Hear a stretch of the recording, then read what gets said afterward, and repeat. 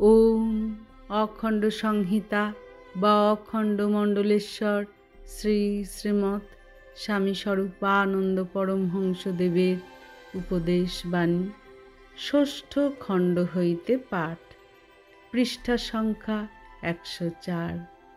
শ্রী শ্রী বাবামণি বলিলেন, আমি তোমাদের প্রত্যেকটি শ্বাসে ও প্রত্যেকটি প্রশ্বাসে শ্রী ভগবানের সুপবিত্র নাম অবিরাম ধ্বনিত শুনিবার জন্য এত লালায়িত।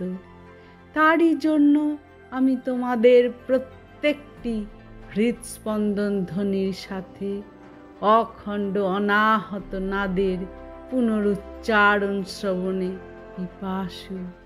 তারই জন্য আমি তোমাদের প্রত্যেকটি অঙ্গভঙ্গির মধ্যে, প্রত্যেকটি শরীর সঞ্চালনের ভিতরে অমৃতময় অখণ্ড নামের পবিত্র ঝঙ্কার শুনিতে অভিলাষী। হে আমার প্রাণাধিক পুত্র কন্যাগণ, তপস্বী হও, সাধক হও, ক্রিয়াপর হও।